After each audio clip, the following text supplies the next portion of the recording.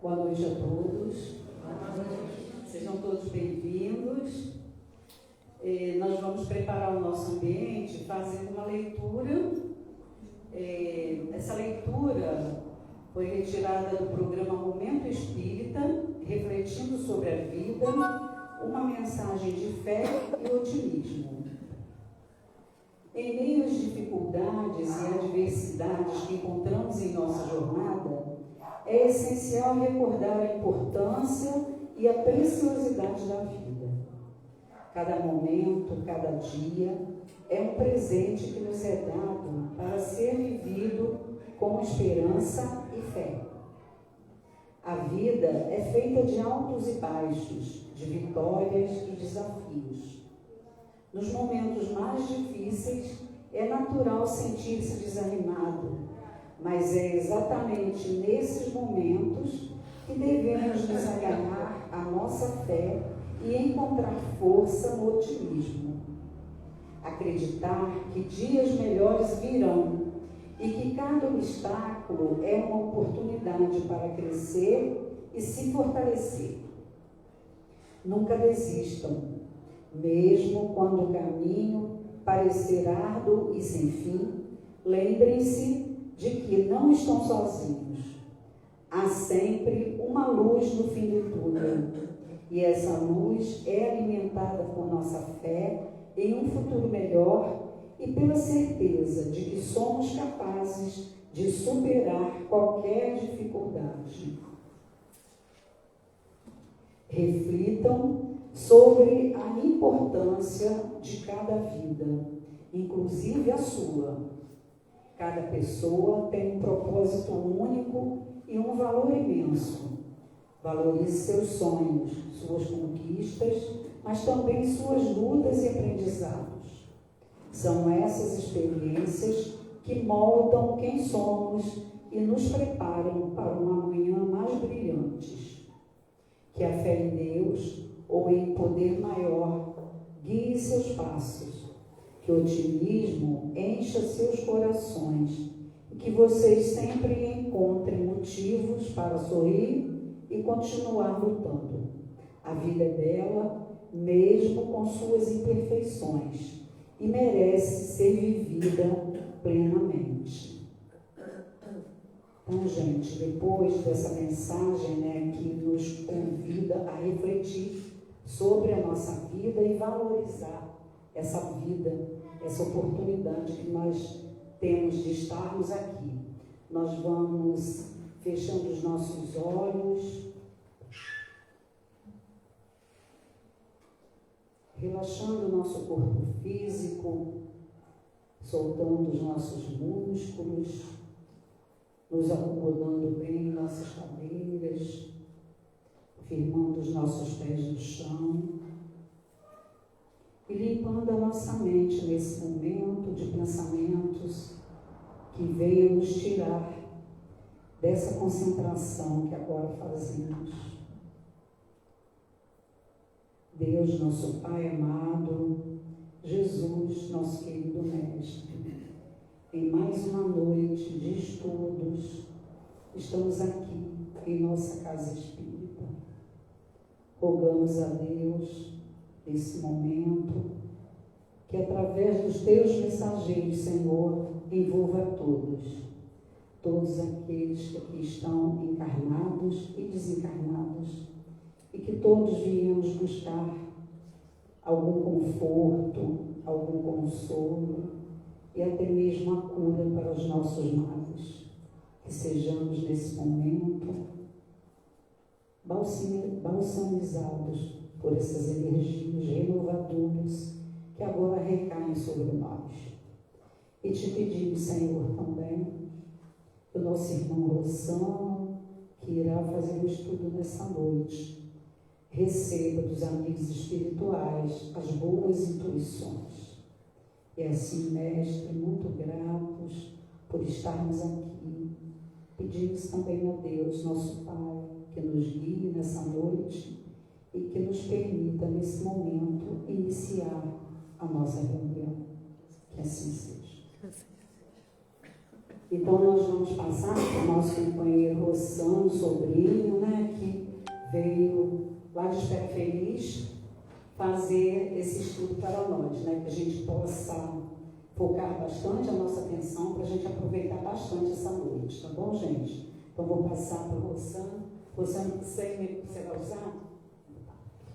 Isso até acho que é de trabalho.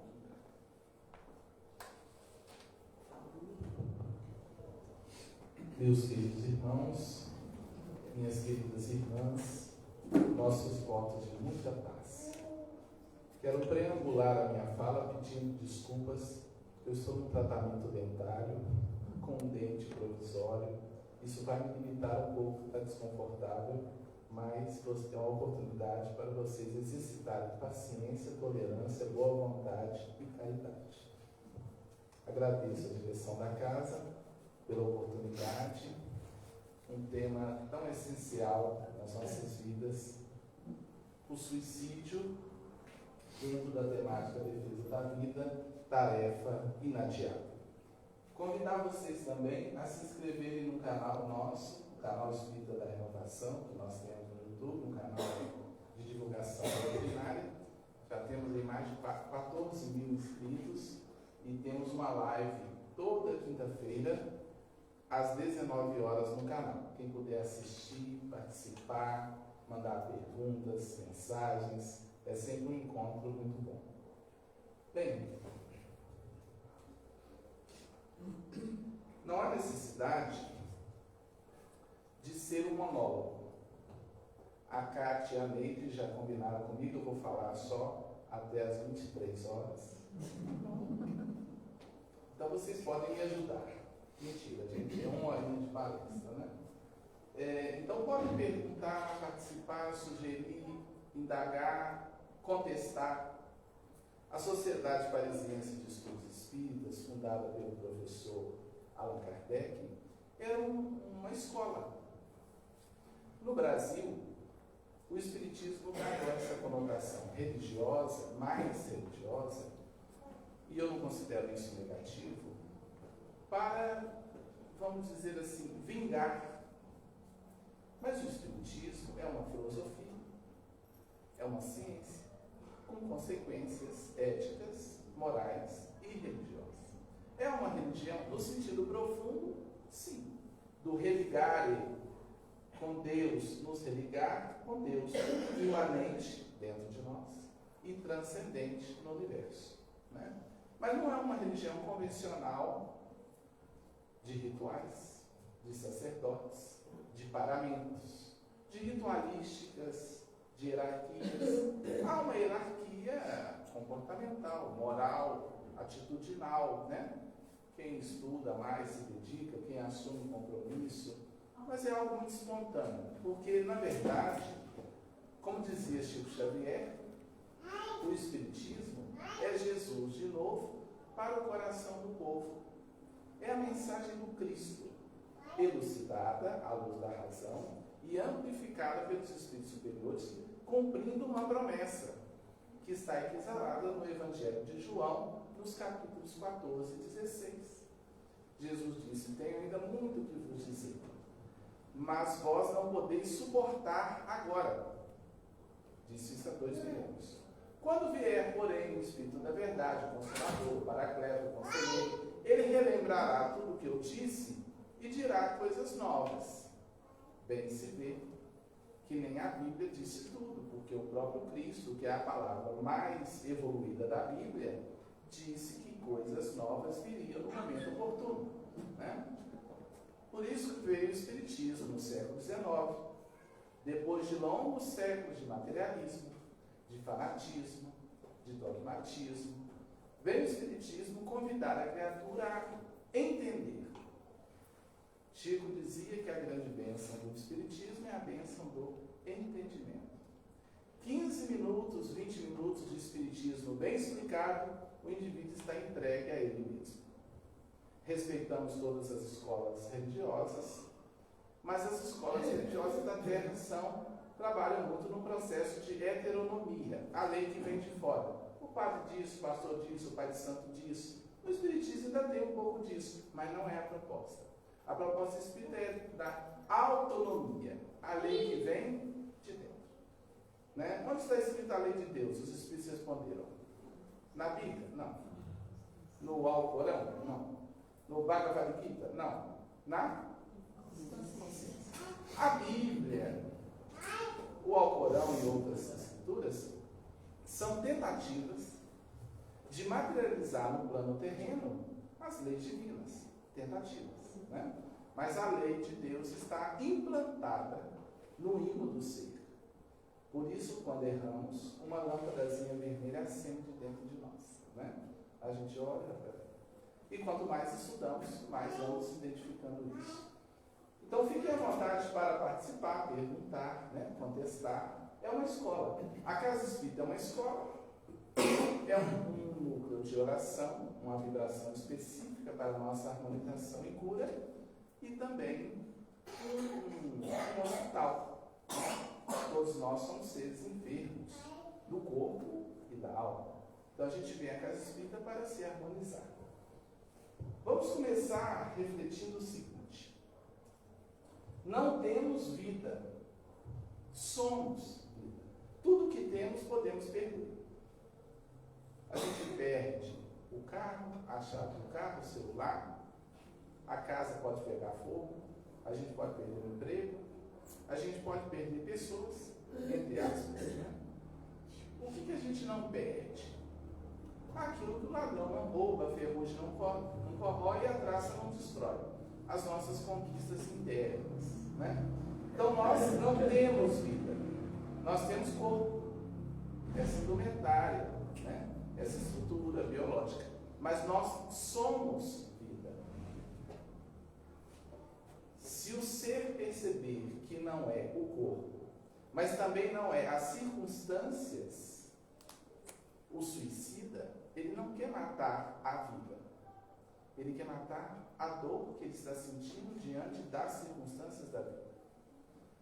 Se ele compreender, se o ser compreender que todas as circunstâncias passam e que a vida fica depois das circunstâncias, ele vê que não é o caminho. E é um atalho, um verdadeiro atalho. Eu posso dizer isso com relativa segurança, porque já tive contato com espíritos suicidas. Um amigo nosso suicidou e ele me acordou em plena madrugada, me chamando. Eu despertei, um pouco de clara audiência, de ouvir os espíritos, e ele me chamou, enfaticamente. Se vocês me perguntarem, você teve a certeza que era ele? Não. Quase. Eu sou muito honesto no campo espiritual, mediúnico, a gente tem que ter muita seriedade. Mas eu lembro que eu despertei.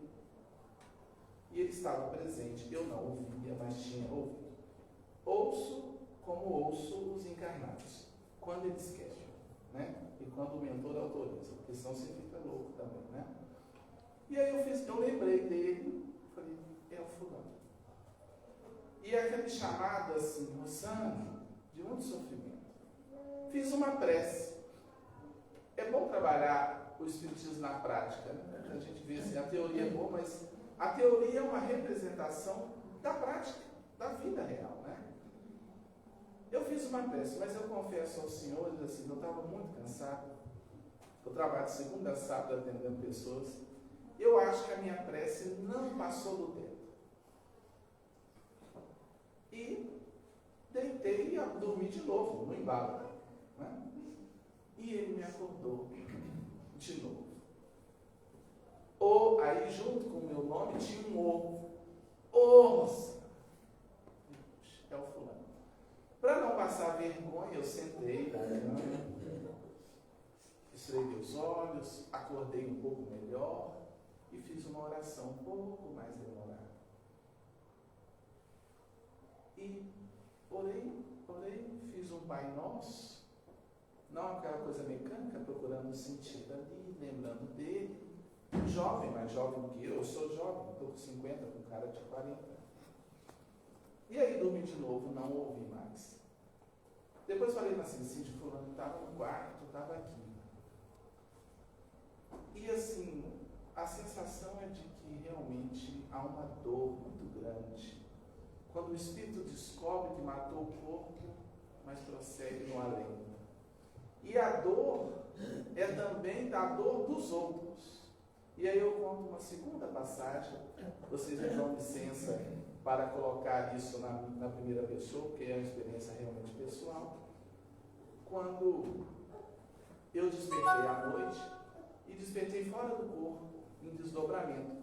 E essa passagem eu já contei aqui, mas não tem importância repetir, porque a gente está sempre aprendendo, né? Eu despertei fora do corpo e eu lembro, eu vi o quarto em penumbra e vi a tomada do meu quarto fosforescente, né? Porque é feita de um material assim, luminoso, né? E quando eu olhei no chão do quarto, eu vi um espírito sentado, meio na posição de lótus, no chão do quarto. E aí eu me aproximei e identifiquei o espírito.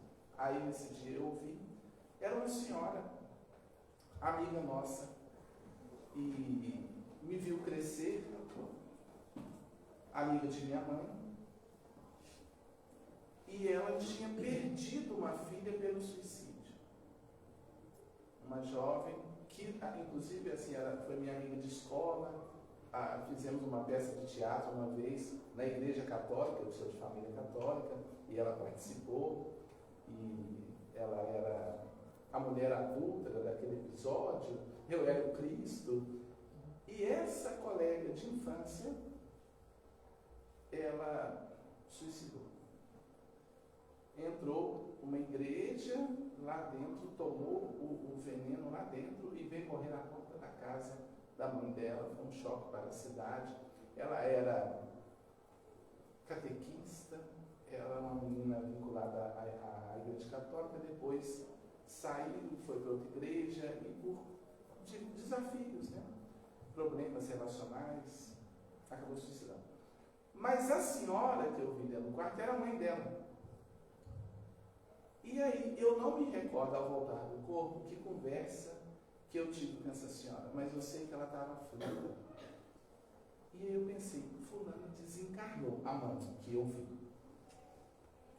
A filha tinha desencarnado e eu pensei, será que ela suicidou também? Porque ela estava muito aturdida, de vez em quando ela ia atrás de mim, levava uns textos. Essa senhora foi minha aluna na educação de jovens e adultos, que eu trabalhei na ETA há muitos anos, fui professor durante 20 anos. Acordei e falei com a Cíntia, a fulana veio aqui à noite. Mas como? Eu falei assim, será que ela desencarnou? Meu irmão mora em frente à casa onde ela morava. Aí eu falei assim, Rossério, dá uma olhada aí na casa da fulana se tem um movimento aí de velório, porque ela veio aqui à noite. Aí o Rossério falou, não, só está tudo ok, tem nenhuma informação que não está tudo normal. Ela não tinha desencarnado, ela tinha desdobrado do corpo e ido, porque ela ia durante o dia atrás de mim. Aí vocês podem dizer assim, Rossério, mas pode ser uma coincidência, um sonho, né? O desdobramento espiritual, quem nunca ouviu falar pode perguntar sobre o assunto que eu explico. É um pouco diferente de sonho. Tem hora que é difícil saber o que é sonho, o que é desdobramento. Mas não é bem uma história. O sonho é muito uma história, né, com vários personagens. O desdobramento não, eu fora do corpo, no meu quarto assim, vi o quarto em penumbra, falei, por que eu estou fora do corpo? E eu devia ter um susto quando eu vi o espírito sentado. Mas confirmou-se a tese, e ela angustiada, porque perdeu um filho, é a dor das dores, é uma dor que nem nome tem, né? Porque dali uma semana eu estava na casa espírita, eu coordeno uma reunião toda segunda-feira, na CEPAC, Sociedade Espírita Paz e Amor e Caridade, eu sentado assim, eu, o companheiro, e essa senhora, ela não tinha desencarnado, apareceu encarnada, né? Entrou pelo templo, e ela, depois de perder a filha, a dor foi tão gigante que ela perdeu um pouco o equilíbrio. Ela escrevia muito, vivia meio pela rua, ela dementou um pouco, né?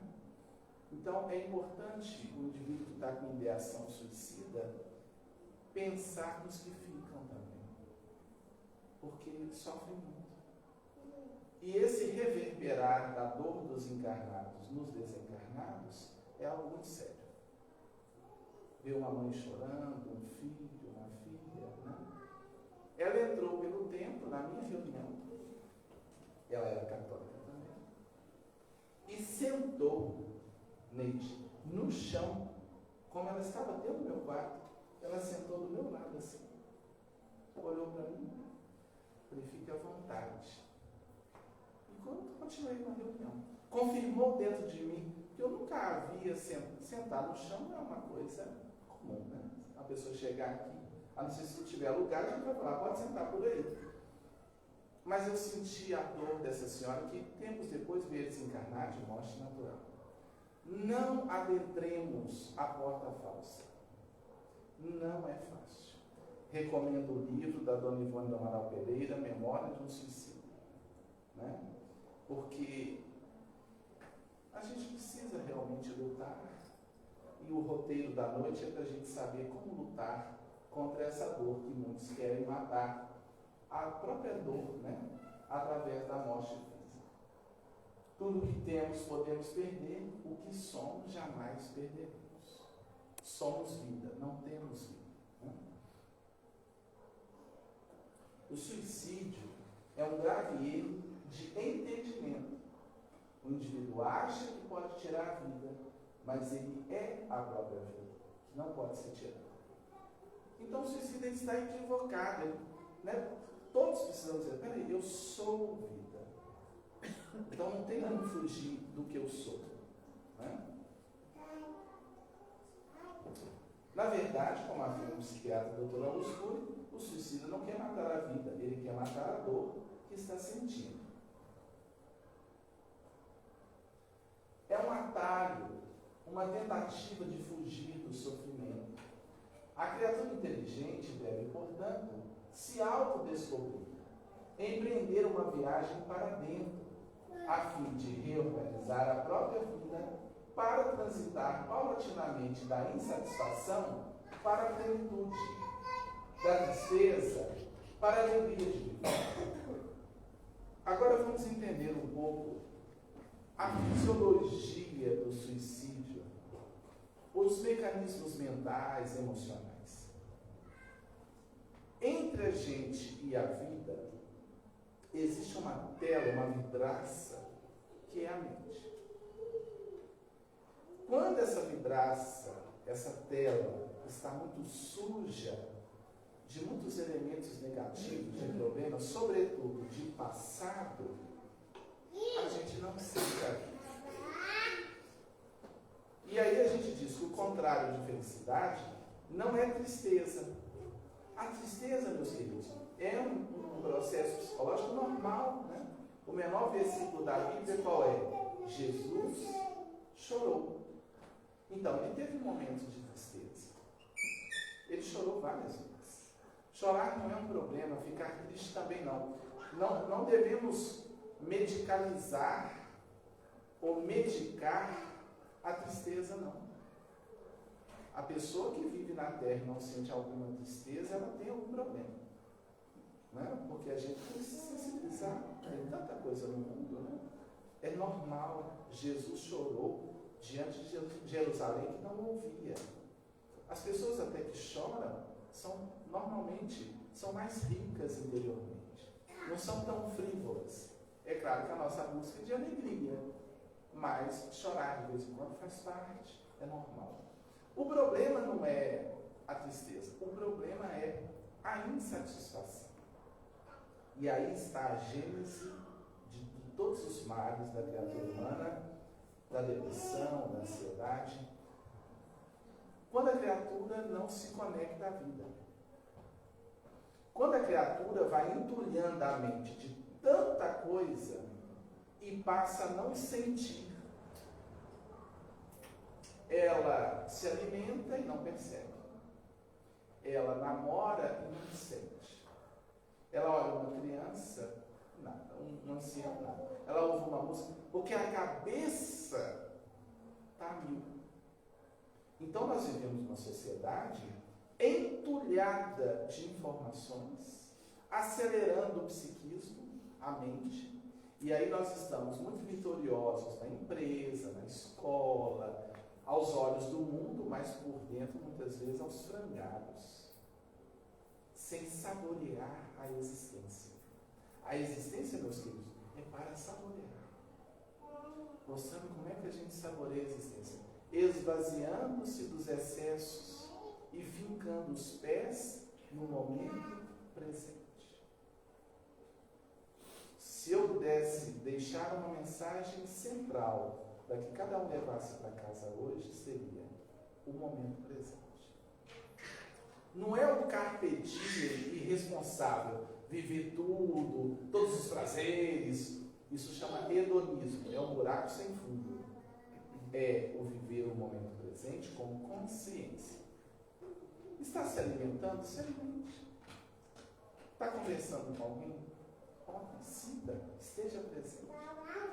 É a filosofia que Siddhartha Gautama sempre desenvolveu, né?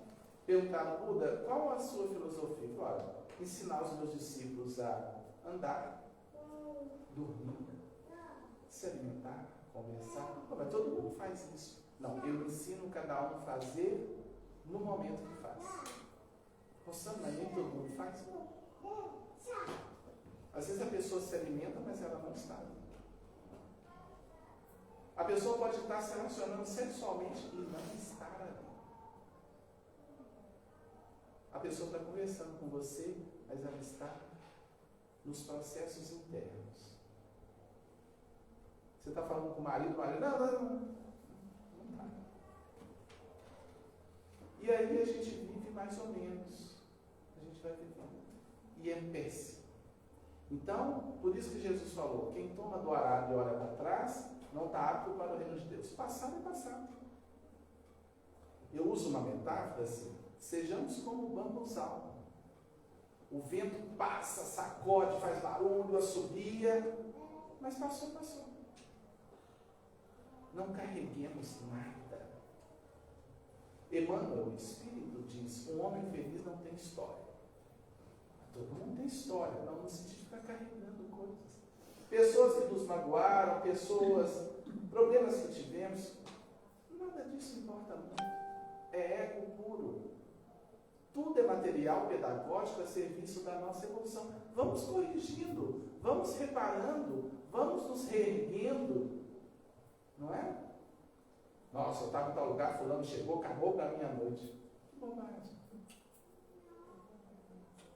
As nossas contendas, todas elas, daqui a 500 anos, serão o quê?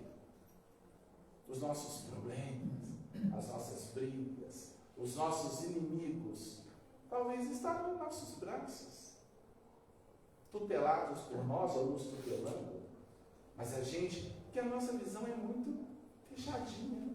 Nossa visão, a vida na Terra, a preocupação com o eu. O que é o eu? Somos espíritos. Por que Jesus falou que o reino dos céus é semelhante às crianças? Porque elas vivem agora. Você não vê uma criança, eu estou aqui chateado, magoado, com um conflito, eu tive um problema. Tem isso? Não tem. Nossa, mas a gente não pode ser um bobado. Claro que não pode. Nossa, a pessoa me feriu, me afetou, me prejudicou. Tá. É um problema de quem? Dela. O mal que me faz mal não é o mal que me fazem, é o mal que eu faço. E fulano falou de você. Qual é o problema? Pode falar. O tempo constrói tudo, derruba tudo, reconstrói tudo, mostra a verdade. Acalme-se e ore e siga. Não, a gente fica atrelado ao passado, a dores, né? Isso acumula. A tela, a vidraça, fica suja. Daqui a pouco você não está bem. Você tem um mundo aos seus pés e não sente. Por quê? Você está na mente.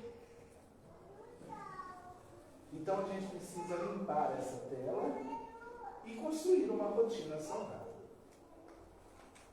Eu trouxe algumas diretrizes para a valorização e a defesa real da vida. Vamos juntos verificar.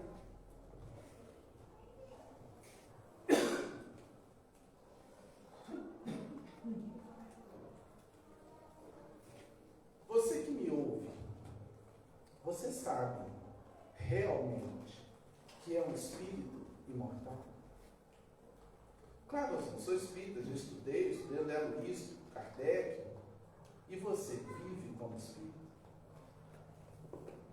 O seu olhar na sociedade é um olhar espírita? Você chega no hospital e tem um olhar espírita? Porque o espiritismo é um paradigma, é uma forma de ver o mundo. A doença você vê como espírita? A sua cultura pessoal é cultura espírita? Diante dos desafios, dos problemas, das dores, é uma cultura. Senhor Essa, seu pai desencarnou, tá? O mundo acabou, ou você está de pé? Sinto muita falta dos meus velhos. Fiz 50 anos, olho para lá, chegar, porque nós não somos daqui.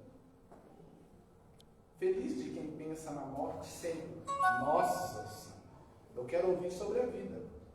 Quem não pensa na morte não vive a vida real. Fica pegado a um monte de questiúnculas e bobagens que vão ficar. Vão ficar. Viver como espírito é libertador. Olhemos Chico Xavier. O corpo frágil. Ele dizia assim: a máquina está gasta, mas eu estou muito bem conduzindo a máquina. Um dos últimos vídeos do Chico, ele abraçando o povo, meus filhos chorando, emocionado. Eu estou no fim do corpo. Aí uma senhora ainda fala assim: tá não, Chico, ele capelinha, 92 anos, né? Sempre tem alguém caridoso com a gente. Tá não, Chico. Estou sim, eu estou indo. Mas vou levar vocês no coração, vou sentir muita saudade. Mas não é tristeza, depressão, é consciência iluminada. Ele olhando para assim, está chegando a hora. Sabe como é que o Chico desencarnou? Pediu um café quente, experimentou uma roupa nova. A ajudante falou assim: Chico, o seu Chico, mas o senhor, não, é que eu vou viajar. Mas eu vou viajar. Ele não estava nem andando. Experimentou a roupa. O senhor vai viajar? Vou. Tomou o café, deitou-se. Pai nosso que estás no céu. E foi. Igual Yogananda Paramahansa, um mestre de yoga nos Estados Unidos, ele reuniu os discípulos. O embaixador da Índia dos Estados Unidos deu um jantar, conversou com todo mundo e falou: agora vamos meditar. Bateram uma foto dele, eu tenho a foto. Vamos meditar. Aí meditou meia hora. Os discípulos estão ali.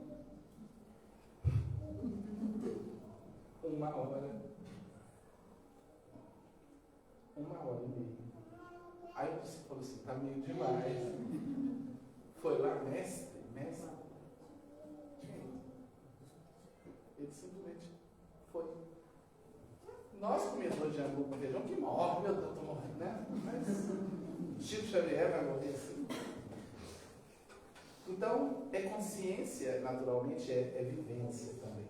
Uma cultura do Espírito. A Terra precisa de uma cultura do Espírito. Estou falando de rótulo religioso.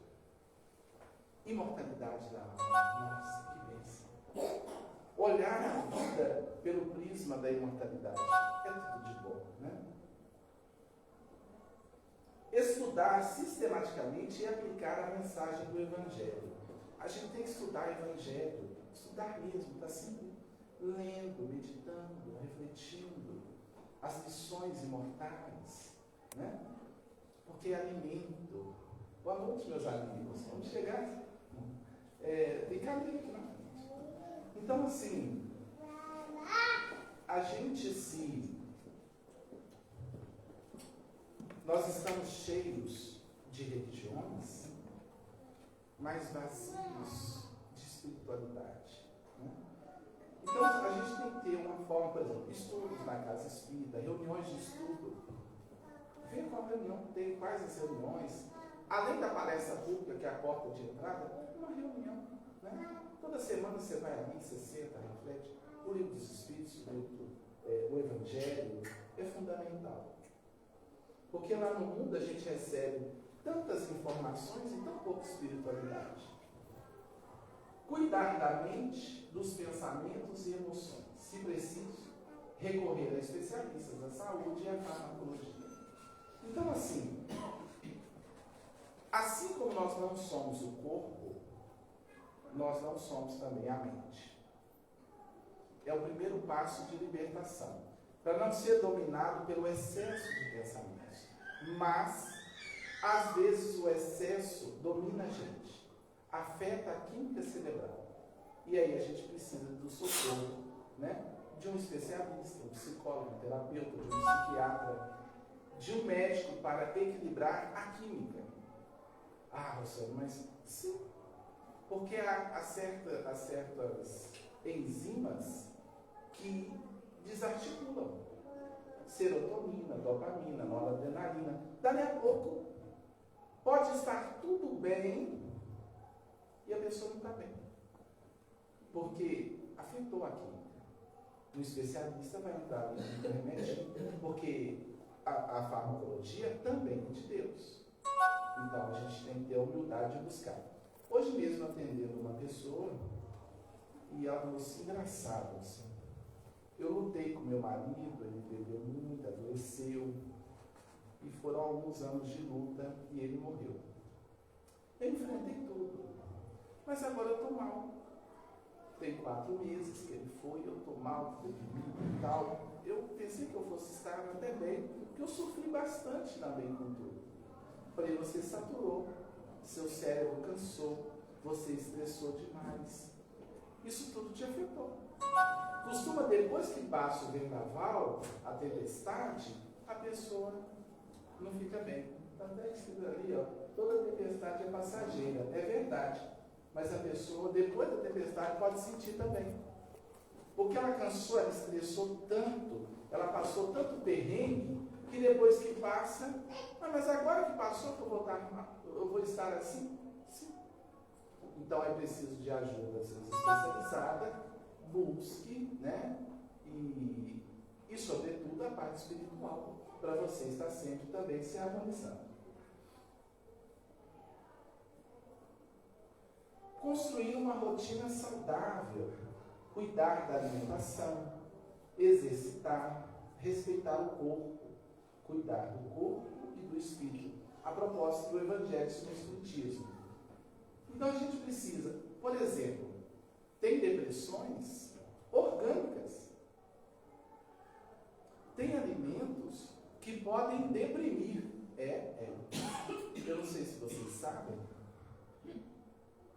o intestino é reconhecido como o nosso segundo cérebro. Há alimentos que jogam a gente para baixo, porque no intestino muita quantidade de serotonina é produzida. Se o seu intestino está muito solto, se o seu intestino está muito preso, isso afeta o seu humor. Se você tem um problema constante no intestino, se você não busca uma alimentação mais saudável, dali a pouco você não está bem. Porque você não está com tanto de serotonina que você precisa. E aí você vai ao centro, você ora, você lê o Evangelho, mas você não está bem. Então é um composto. Leiam Missionários da Luz de André Luiz. A importância da alimentação. Tem página 119, os espíritos têm que chegar no médium, aplicar uma energia forte nele, para o fígado trabalhar melhor, para o estômago trabalhar melhor, para ele na mediúnica estar bem. Porque ele está saturado, o corpo não está bem. Então é um todo. Por isso, disciplina, disciplina, disciplina. Você come uma feijoada e vem para a reunião. Você está mais no além do que no aquém. Então, assim, cuidar. E na medida que o tempo vai passando, a gente tem que cuidar mais. Eu falei que eu cheguei aos 50 e eu comecei a observar a glicose alterando um pouco, então cortei o açúcar. Estou bonitinha, assim, mais magrinha, estava meio rechonchudinha. Teve um dia que eu cheguei aqui, um camarada olhou e falou assim, o que você está carregando aí? Olhou para a minha barriga. Eu falei, ectoplasma. Então, assim, cuidar, amar, né? Cuidar do corpo, cuidar da alimentação, exercitar um pouco. Eu não sou muito fã de exercício, mas eu tenho uma bicicletinha lá que eu preciso mais, mas estou fazendo. Um lembrete aqui, né? Não sei se eles estão lembrando. Até os agrotóxicos usados em certas lavouras podem causar depressão. O planeta está doente. Tá? Então, assim, a regeneração planetária, ela é integral, não é? Tem gente que trabalha no campo e tal e adoece, desenvolve cânceres. A Terra vai ter que passar por uma reformulação muito pesada. Tivemos a pandemia e tudo, mas eu olho assim e lembro dos Espíritos falando com Kardec. É necessário que o mal chegue ao excesso para que se verifique a necessidade do bem e das reformas. E eu acho que ainda vai apertar mais um pouco. Porque a humanidade ainda é muito materialista. Nós temos aí guerras pulverizadas, guerras localizadas, guerras fratricidas. Eu olho para o povo de Israel, para a Palestina, todo aquele contexto. Se eles tivessem aprendido o Sermão do Monte, teriam resolvido a parada toda. Só o Sermão do Monte. E nem Jesus eles aceitaram, porque Jesus para eles não tem significado. E a guerra entre árabes e judeus é uma guerra de irmãos. É uma história comum. Porque os árabes são filhos de Agar, que era escrava de Abraão. E os judeus, descendentes de Sara, que era esposa de Abraão. São povos irmãos. Abraão teve Ismael, com Agar, escrava, deu origem aos árabes. E teve a descendência de Sara, a esposa, gerou o povo judeu. São irmãos. Irmãos. Quando os gideões internacionais foram até Gandhi, né, para convertê-lo ao cristianismo, cada coisa, e deixaram o evangelho com Gandhi. Falou assim, a gente pode voltar depois para conversar com o senhor? Ele era hindu. Eu falei assim. Aí depois eles foram lá e falaram assim, o senhor leu o evangelho? Mahatma Gandhi falou assim, o que o senhor achou? Perfeito. O senhor aceita Jesus? Eu falei assim, Jesus eu aceito. Eu não aceito o que vocês fazem com a mensagem dele. E aí Gandhi disse, se salvasse somente o Sermão do Monte, somente, seria o suficiente para renovar a humanidade inteira. Só o Sermão do Monte. Bem-aventurados os humildes, bem-aventurados os puros de coração, bem-aventurados os mansos, bem-aventurados os misericordiosos, bem-aventurados os que têm fome e sede de justiça, bem-aventurados os pacificadores, porque serão chamados filhos de Deus. Está tudo bem. Tudo. É só ler e tentar aplicar dentro de casa, com a gente mesmo, com o pessoal, né?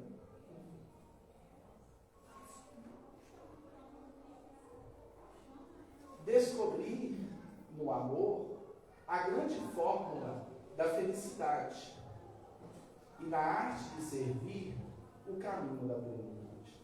Os rotarianos dizem assim, quem não vive para servir, não serve para viver. Busquemos isso. Servir. Servir é mais do que ajudar. Servir é sentir. Às vezes a gente faz a caridade. Ainda que eu falasse a língua dos homens e dos anjos, se não tiver amor, de nada me adiantará.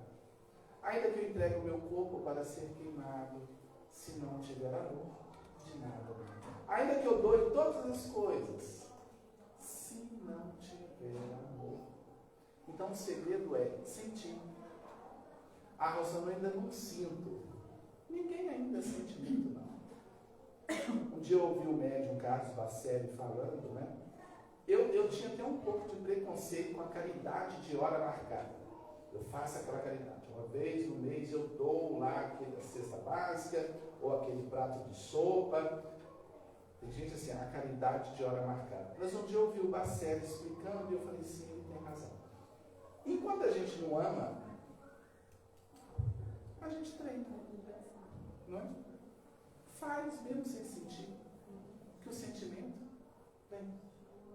Mas cuidado, não faça para herdar ao nosso lar o reino dos céus.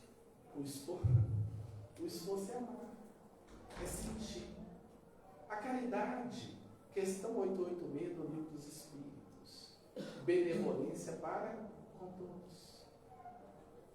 Não é só com os pobres, com todos.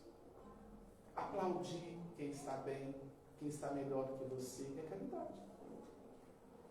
O amigo é aquele das horas difíceis? Sim, mas também é aquele que festeja com a gente, celebra a nossa vitória. Se alguém se alegra com a sua vitória, se você sente a pessoa ali, eu fui pro boxe e eu gostei de ver o Taylor vencer, então, cara, valeu, seu treinamento valeu, é amigo. Agora, quando você tem uma vitória e alguém olha, parabéns. Então, festejemos, vamos celebrar, vamos nos alegrar com a alegria dos outros. Quem descobriu isso, descobriu muita coisa. A vitória do outro é a minha vitória. Emmanuel que diz assim, a vitória real, benfeitor, né? Olha, é a vitória de todos. É de arrepiar isso. Vivemos um momento tão delicado no país, né? Muito bem, respeitemos todo mundo, amemos cada um dentro da sua singularidade, façamos a nossa parte, somos todos irmãos. O amor vence. É muito comum, no mundo espiritual, quando o espírito renitente do mal está ali, e nos momentos finais ali, chegar uma mãezinha dele de alguma vida passada, e eles trazem, os benfeitores trazem a mãe para acolher aquele espírito difícil. Diante do amor de uma mãe, nossa, é um amor singular, né? Diz o Chico Xavier, uma vez fala assim, Chico, a sua próxima vida, qual vai ser a sua missão? Porque essa vida você já foi um grande missionário. Dizem que ele teria dito assim, ó, eu vou reencarnar para ser mãe de 2 espíritos específicos que estão na maldade há muitos milênios. Eu vou recebê-los como filhos. O amor de mãe é transformador. Um bispo católico escreveu assim, dai-me verdadeiras mães e eu renovarei a terra. Então vejamos, servir. No papel que você estiver, com dinheiro ou sem dinheiro, com conhecimento ou sem conhecimento, o próprio Chico Xavier dizia assim, quem sabe pode muito. Quem ama, pode mais. O depressivo, o indivíduo com ideação suicida, ele precisa da nossa atenção. Procuremos escutá-lo um pouco, sentar com ele, chorar junto, olhar. As pessoas não se olham. Está todo mundo correndo atrás do vento, como diz o Eclesiástico. Correndo atrás de quê? Vamos correr, temos que trabalhar, temos que correr. Mas vamos olhar para as pessoas. Eu tive um tio, e ele, no final da vida, ele estava muito largado, numa situação muito difícil. E ele chegou na casa de minha mãe. Toda família tem um indivíduo meio invisível. É aquele primo que não está trabalhando, outro que se envolveu com as drogas, outro que bebe muito. Aí encontra a família, eles chegam, quase ninguém olha. Ele é um indivíduo invisível. A gente recebe os bem-sucedidos, o que estudou, o que fez doutorado, mas esquece de olhar para os invisíveis. Né? E eu olhava esse tio, às vezes a família estava reunida, ele chegava, não, já estou passando, já estou indo, tá gente, só vim aqui, um constrangimento, que a pessoa vai ficando constrangida, vai sendo esquecida, ela vai morrendo antes de morrer. E aí de vez em quando eu procurava conversar um pouquinho com ele. Eu lembro uma vez que ele chegou muito xoxinho, ele faliu, se entregou as bebidas e tal. E aí eu falei, hoje eu vou conversar um pouco desse tipo. E puxei um assunto, descobri que ele era maçom, tinha sido maçom. Eu não sou maçom, meu pai era, meu irmão é. Mas eu falei assim, deixa eu buscar um assunto. Quando a gente busca um assunto, só para chegar até a pessoa. Ele não falava de futebol, ele não sabia de política, era espiritualidade muito menos. Eu falava assim, tio, vamos ao centro. Aí ele era da turma dos 6 horas. Eu falava assim, 6 horas para mim, né?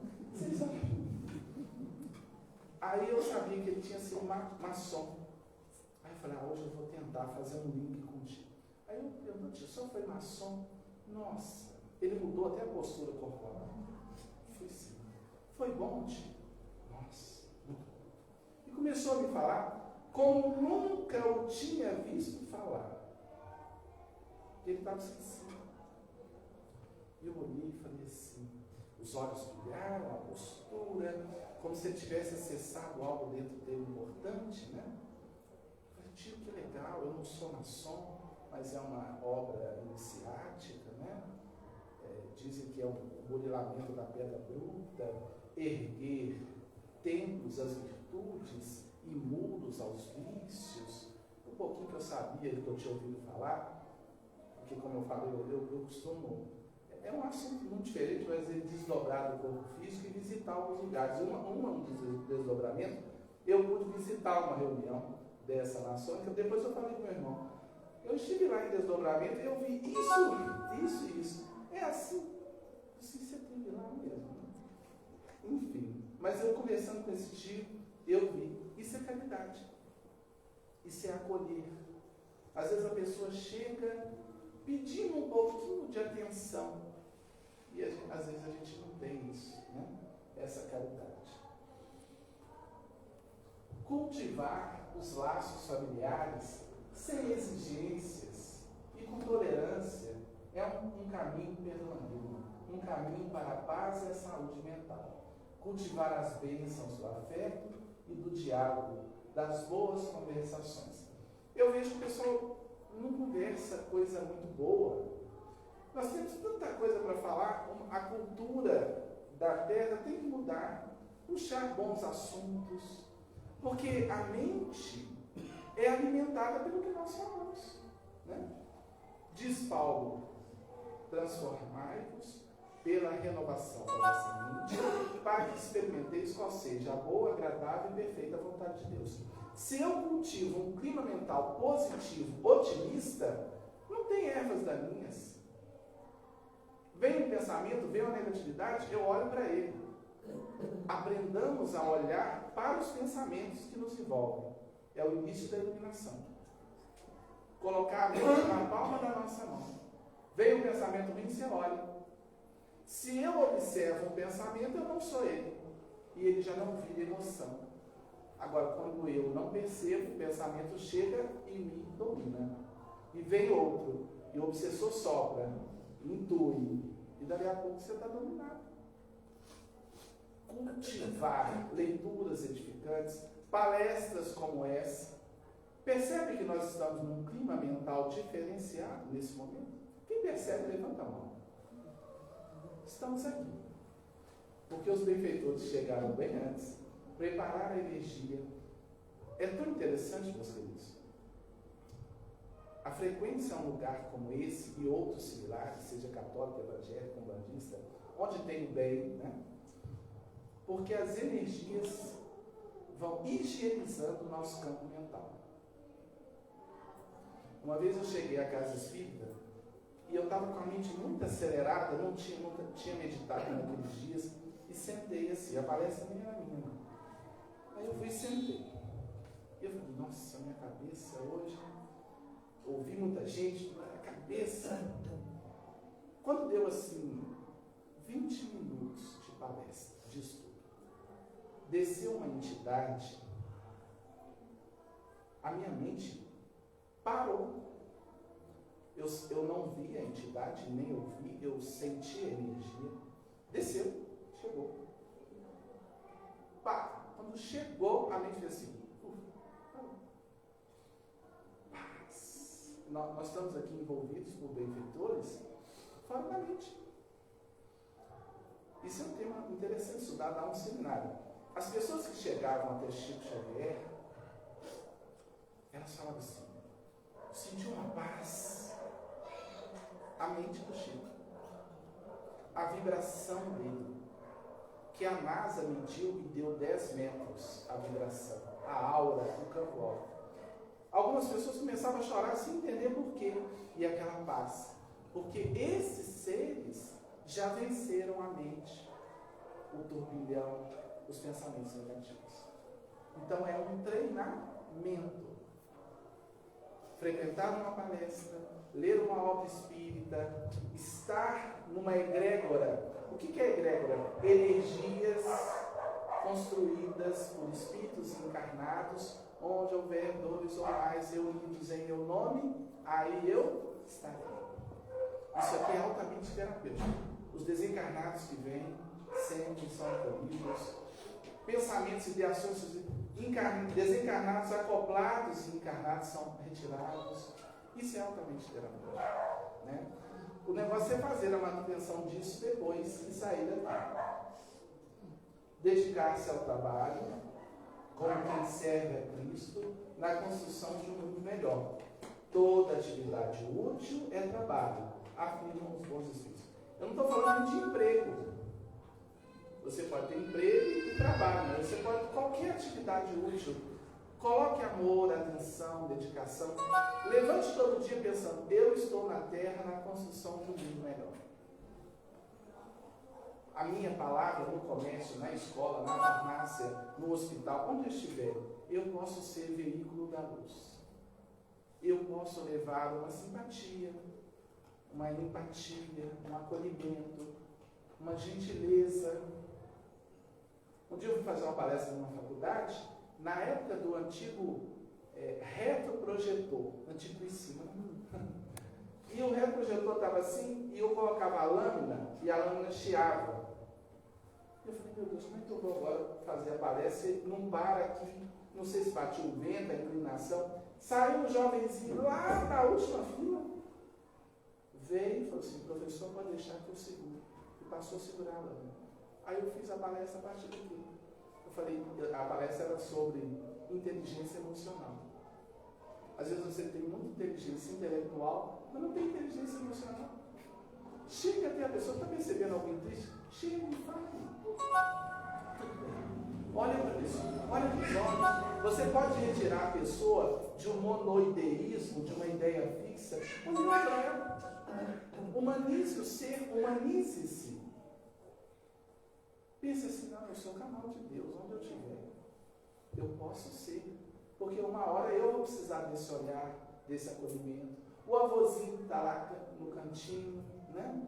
A avózinha, alguém, um familiar, como eu disse, assim, mais necessitado, mas também prestigiar quem está bem, né? É a arte de viver. Realizar semanalmente o Evangelho no lar. Alguém aqui faz o Evangelho no lar? Quem não faz, está aqui a dica. Faça uma vez por semana, no mesmo horário, dia, senta, é uma leitura edificante, uma prece. Põe uma aguinha ali na mesa, coisa simples. Lá em casa, todo domingo, 10h30 da manhã, que é a hora que os filhos estão presentes e tal. Então a gente senta, cada um faz uma prece, um lê uma página, quer comentar, comenta. Momento leve, né? Para mudar a vibração. É um momento de limpeza. Uma vez um camarada falou assim, Chico, eu vou fazer o Evangelho, mas até a tomada pega fogo lá em casa, eu não consigo. Eu paro. O Chico falou, não, meu filho, troca a tomada. Então, assim, tem que fazer, né? A gente já está fechando. Cultivar o hábito diário da oração. Levantou de manhã, calibra o seu roteador mediúnico, a glândula pineal, para pegar o Wi-Fi do reino dos céus, uma prece. Só de pensar em Deus, a glândula pineal se ilumina. Pense Deus. Sinta, respire. Eu tenho uma paz de branco pela frente. Vai ser um dia legal. onde eu chegar, eu tenho que levar um pouco de luz, de paz. E se eu não estiver muito bem? Faça. Que o bem chega. Não é ficar bem para fazer. É fazer para ficar bem. Certo? O passarinho não canta porque ele é feliz. Ele é feliz porque ele canta. Hoje eu estava pensando assim, nossa, esse dente que não me deixa, que não está legal, nem para eu falar, eu vou chegar lá, só falta o dente cair na frente do povo. Aí eu lembrei de Chico. Eu falei para assim, como é que eu vou lá? O mentor não vai nem poder me inspirar, ele vai ter que ficar segurando o dente. Você pensou? Ele vai segurar o dente. Aí eu lembrei aí me veio o Chico, quando ele falou com o Emmanuel, eu estou cego de... Emmanuel também era cruel. Eu estou cego de uma vista. Emmanuel falou assim, 2 olhos é muito luxo para você. Um te basta. Emmanuel, eu quero ver agora se o Emmanuel reencarnou. Eu queria acompanhar o Chico do lado de lá com ele. 1 olho, 2 olhos é luxo. Porque eu não tinha hora que batia. Mas eu pensei assim, eu vou falar que exercita a caridade. A gente já não é tão bonito, sem dente, tão com dente perde toda a dignidade, né? Mas não caiu, não caiu. Outro dia eu falei com o dentista, falei assim, vocês são cruéis, vocês trabalham em cima da dignidade da gente. Porque o dente fica, né? Outro dia a Cíntia me olhou e falou assim, não é você. Bem, pelo divino circuito da prece, a criatura pede um amparo do Criador e o Criador responde à criatura pelo princípio inelutável da reflexão espiritual, estendendo-lhe os braços eternos, a fim de que ela se erga dos valores da vida fragmentária para os cimos da vida vitoriosa. Quando nós oramos, já estou finalizando, tá? A mente às vezes está muito fragmentada, pipoca muita coisa, você fica perdido. Quando você entra em oração, vem ajuda espiritual. Quem aqui já teve a experiência, na casa espírita ou em casa, de começar a ler uma página ou a orar e sentir uma mudança real, psíquica, mental, assim, daquela paz que chega? Quem já experimentou isso? De verdade. Né? Batei e abracei você. Buscai e achareis. Que bênção a ponte da oração. É um e-mail que a gente envia ao Cristo e ele será respondido. Às vezes a resposta não é o que a gente quer, mas ela vem. Se você está deprimido, angustiado, aturdido, ore. Não fique preocupado com palavras. Muitas vezes, quando eu oro, eu tenho práticas de pequenas orações assim. Passo uma ambulância. Eu estou em qualquer lugar, na rua, dentro de casa, eu ouço o grito da ambulância. Onde eu estou, eu penso assim, Jesus, esteja com eles. É uma prece. Pode ser uma fagulha, petitinha, não vai ajudar muito. Mas vocês já imaginaram, e eu proponho vocês fazerem isso, porque não custa nada, não paga, né? Você vai falar assim, Senhor, ilumina. E eu imagino luz naquela ambulância. Você pensou um dia que quando a ambulância passar gritando, a comunidade inteira pensar, luz, Senhor, pensar. Quando minha mãe teve o AVC, eu encontrei de manhã no leito com AVC, minha filha chamou o SAMU e eu fui no banco da frente, ela atrás, e eu cortando a cidade e orando, com a dona Avelina ali. E eu pensei assim, hoje sou eu que preciso de alguém também, pensando, Jesus, abençoe. São práticas, são links, são formas de calibrar a nossa vibração com a espiritualidade maior. A espiritualidade tenta trazer essa luz para a Terra, porque o plano físico, a Terra é conhecida pelos espíritos como o planeta das faixas escuras, densas. A gente ora pouco, a gente vibra pouco positivamente, a gente pipoca mais dos ombros para baixo, alimentação, sexo e repouso, e poder, e manipulação, e domínio, e controle, e mago, e dor. A gente precisa de paz, de plenitude, de dedicação ao bem. Eu fiquei muito feliz essa semana, muito feliz. Eu tenho 2 filhos antes, assim, Pedro, a Anis tem 20, o Pedro tem 15. E a Anis está indo muito bem, ela está fazendo direito, já está trabalhando até como juiz, assessorando como estagiário. E o meu menino, ele parece que é gênio da matemática, ele venceu, ganhou medalha de bronze nacional e de prata estadual. E essa semana ele chegou e falou assim: pai, ouvi isso de um filho, né? Eu gosto tanto de estudar.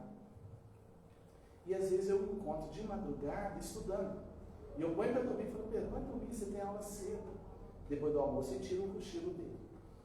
Mas você tem que dormir, o sono noturno é importante, você está em fase de crescimento. Está quase da minha altura, passou a Cíntia, magro como gafanhoto, mas está muito bem. E ele falou: pai, eu ouvi isso, eu gosto tanto de estudar. Oh, meu filho, que bênção, cara. Eu também sempre amei tanto estudar. Isso para a gente é tudo. A gente precisa alavancar a humanidade, a gente precisa, por assim, nós temos que levar o psiquismo da Terra, o idealismo, o sonho, os valores superiores, o estudo, a dedicação. Está na hora, passou da hora, por isso tanto sofrimento, tanta depressão, tanta angústia, porque nos falta idealismo. Idealismo superior. Em tudo que estivermos trabalhando, fazendo, pensemos: eu posso ser um instrumento de Deus no meu comércio, por que não?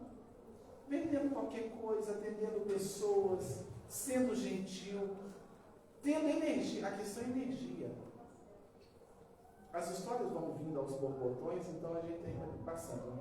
Por exemplo, dizem que na reunião de Chico Xavier aparecia sempre um cachorro caramelo. Aparecia que dava a hora, ele chegava, entrava, se colocava assim no cantinho, e todo dia, toda reunião ele chegava, finalmente embora. E um dia falaram com o Chico Xavier: Chico, você já viu esse cachorro? Ele vem sozinho, não tem dono, não tem ninguém, ele chega, assiste a reunião. Lá em casa nós temos os gatos, na hora do evangelho lá, eles vão para cima da mesa, ainda querem tomar aguinha no final, se já põe na mão assim, a água frutificada, porque gato também é gente, só não evoluiu, mas vai ser, né? Enfim. Aí eles falaram: Chico, você já viu esse cachorro? Ele falou assim: eu vou contar para vocês. Acreditem se quiser. Eu acreditei, porque Chico Xavier eu não duvido quase nada. Então, o Chico falou assim: há um jovem que perdeu a mãe. Não é tão jovem assim, ele está muito deprimido, com ideação suicida. Já há algum tempo, ele era muito dependente da mãe, ele não cresceu muito bem, ele fica em casa, muito solitário. Esse cachorro é dele. A mãezinha desencarnada traz o cão aqui para as reuniões. Ele vem, os benfeitores, e vão impregnando o cão, o pelo do cão, de ectoplasma, de energia curativa, da reunião. Porque a gente está aqui, eu não sei se alguém aqui já teve a oportunidade de ver ectoplasma. Não é tão difícil assim. É numa luz, com pouca luz, você vê as mãos do médium passista. Eu vejo o ectoplasma saindo das pontas dos dedos como fios de algodão. Muito sutil, uma fumacinha, a impressão que dá uma fumacinha. Se a pessoa tiver de roupa escura, então, eu percebo nas mãos dos médicos. Nós estamos impregnados dessa energia, que é uma energia também que sai do corpo físico, né? Ela é estudada por cientistas, é produzida na célula e todo mundo produz. Se você está aplicando o passo, por exemplo, e as mãos esfriam muito, você pode estar doando muito ectoplasma, por isso o corpo esfria.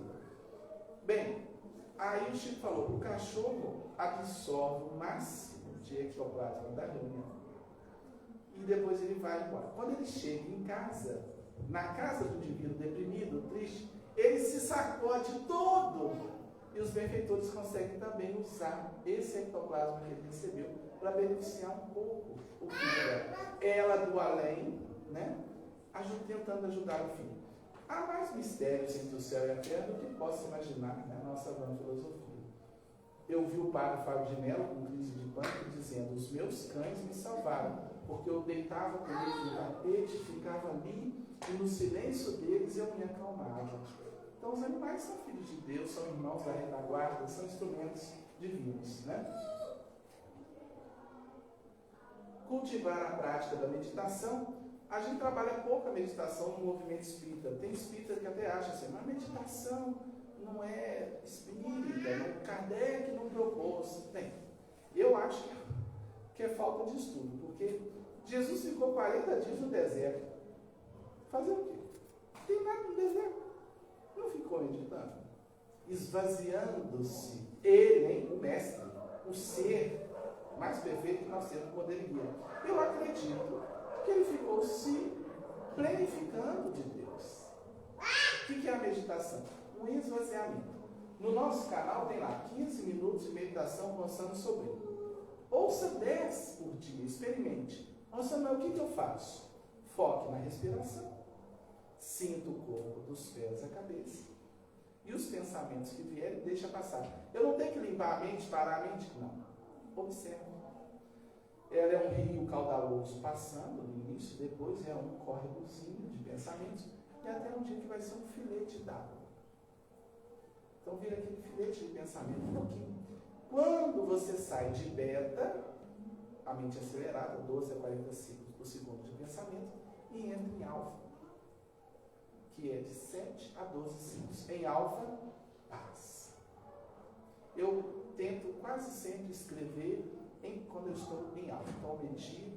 Às vezes eu sento, abro uma notebook para escrever, vem nada. Nada. Estou com a ideia, estou com um projeto, aí eu vou e medito. Meia hora. Quando eu sento de novo, aí flui. Porque os bons espíritos nos alcançam nesse ritmo mental. Alfa. Eu terminei um livro que vai sair no final do ano, um outro livro. O título é Sua Mente Pode Tudo. Foi interessante assim, rapidinho. Eu terminei o livro ia chamar A Mente Tudo Pode. Aí eu tinha terminado o livro, eu estava meio cansado assim, e minha filha, no quarto dela, assim, trabalhando. E me veio a intuição assim: pergunte sua filha sobre o título desse livro, porque o olhar dela é o olhar do leitor, é o olhar do jovem, é o olhar de quem olha de fora. Falou assim: Ângeles, vai terminar um livro aqui novo, eu vou mandar para a editora do Conhecimento. O título é A Mente Tudo Pode. O que você achou? Aí ela falou lá: pai, por que você não coloca Sua Mente Pode Tudo? Uau, né? Ficou mais impactante. Aí o título é esse, onde eu falo do ritmo alfa. Acelerar, desacelerar. A meditação nos conduz a esse ritmo. Eu quero fechar com o mestre dos mestres, né?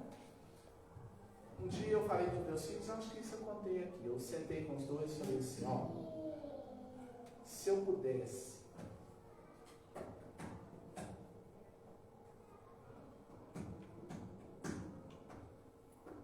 deixar um presente para vocês,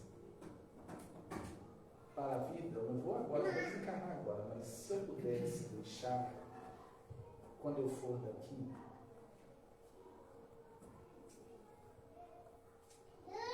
eu gostaria que vocês tivessem intimidade com Jesus. Que vocês não vissem Jesus apenas um ser histórico, ou aquele que fala na questão 625, que é o guia da humanidade. Que vocês aprendessem a sentar na beirada da cama, sozinho, e conversassem com ele como eu converso.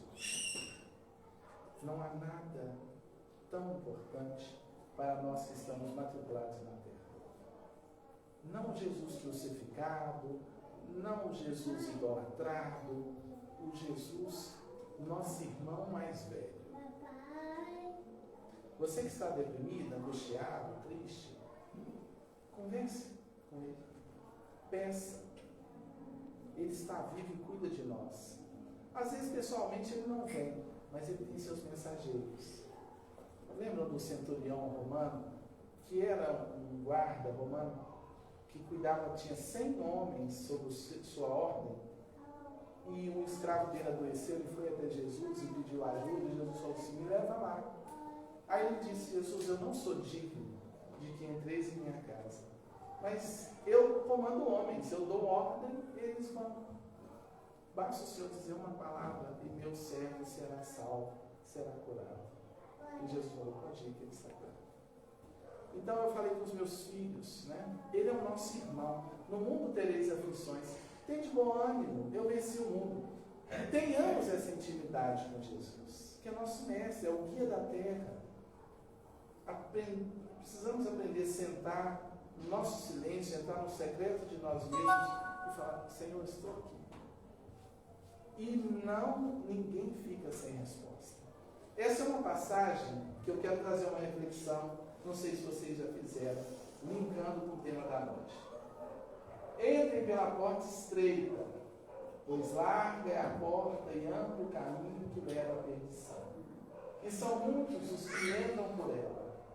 Como é estreita a porta e apertado o caminho que leva à vida. São poucos os que a encontram. Mateus 7, 13 e 14.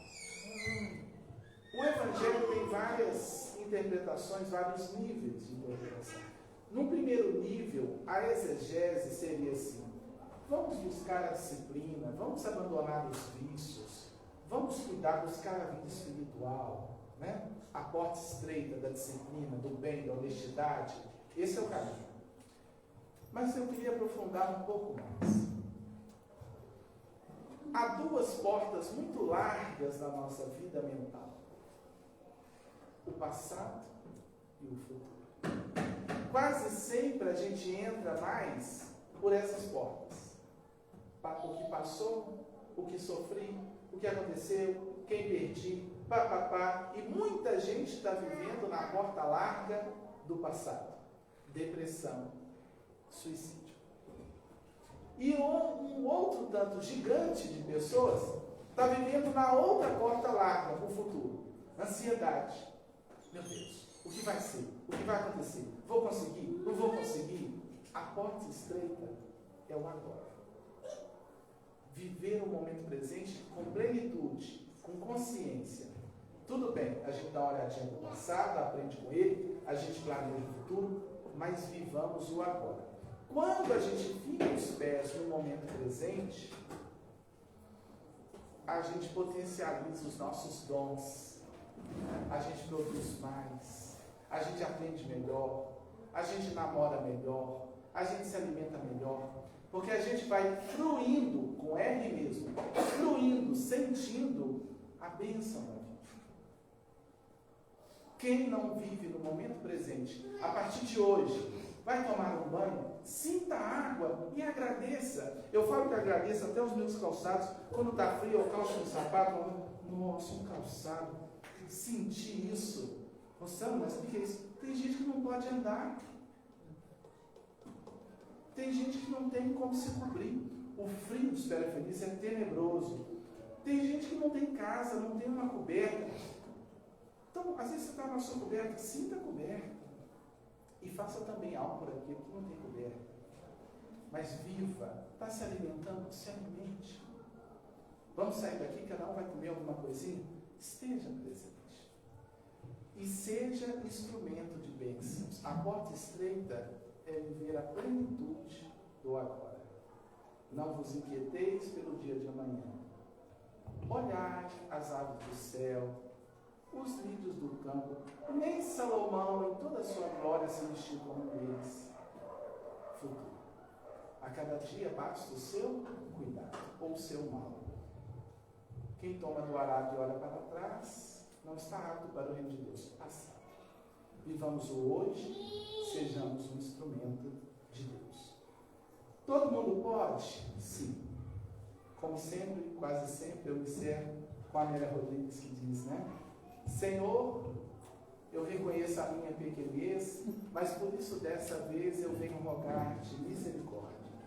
Eu gostaria de ser uma galáxia de estrelas para iluminar a terra inteira, mas se eu não conseguir, Deixa eu ser um pirilampo na noite escura, iluminando a treva, a amargura de quem anda na escuridão.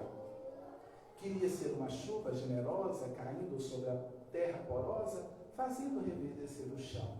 Mas se eu não conseguir, deixa eu ser um copo com água fria, matando a sede, a agonia de quem anda na exasperação. Queria ser um jardim de flores de todas as cores, embelezando as paisagens da terra. Mas se eu não possuir os recursos que esse desejo encerra, deixa eu ser uma rosa solitária, na frincha da rocha, embelezando as paisagens da natureza. Eu queria ser um trigal maduro, para repletar de pão a mesa da humanidade inteira, mas se eu não lograr, deixa eu ser um grão que caindo ao chão e multiplique no milhão e enriqueça a humanidade com a bênção do pão. Queria ser uma montanha altaneira, de onde se pudesse avistar a terra inteira, mas se eu não conseguir, deixa eu te pedir, deixa eu ser uma pedra, pavimentando o caminho por onde passa o herói na busca do seu destino e de sua iluminação. Eu gostaria de ser uma escada que conduzisse o artista, o esteta ao seu ideal, mas se eu não puder, deixa eu ser pelo menos o primeiro degrau. Queria ser cantor, compositor, declamador, para cantar a tua mensagem de luz. Mas se eu não conseguir, Jesus, deixa eu ser uma árvore, com a estrada sob sua sombra, ou então estar ali de mansinho, quando passar o coração pelo meu caminho, eu lhe posso dizer: olá, amigo, para onde vai? E se ele olhando para trás me inquirir: mas quem és tu? Eu lhe possa dizer: eu sou teu irmão, dá-me tua mão, sou teu amigo, eu irei contigo, e lado a lado eu possa declamar: Senhor, muito obrigado porque eu nasci, muito obrigado por estar aqui, pelo teu amor, obrigado, Senhor, pela oportunidade de estar aqui com vocês, nessa terra que eu amo tanto, tenho familiares tão queridos. Muito obrigado e muita paz.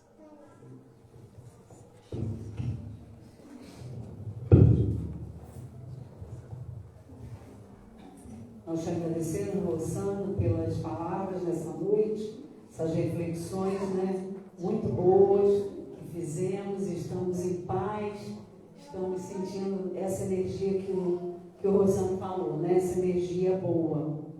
Então, gente, nós vamos fazer aqui a nossa oração, depois nós temos alguns avisos, agradecendo a presença de todos. Então, vamos novamente agradecer, fechando os nossos olhos, já relaxados que já estamos aqui envolvidos nessa energia maravilhosa que sentimos esta noite. Agradecemos, Senhor, tudo aquilo que recebemos, todo esse conhecimento, toda essa energia que nos renova, que nos traz bem-estar. Agradecidos estamos, Senhor. Olhai por todos os nossos irmãos, encarnados e os desencarnados que aqui vieram também esta noite buscar um pouco de consolo para suas vidas. E assim, Pai, gratos por tudo que recebemos, pedimos a Tua permissão para encerrarmos mais uma noite de estudos em nossa casa. Que assim seja.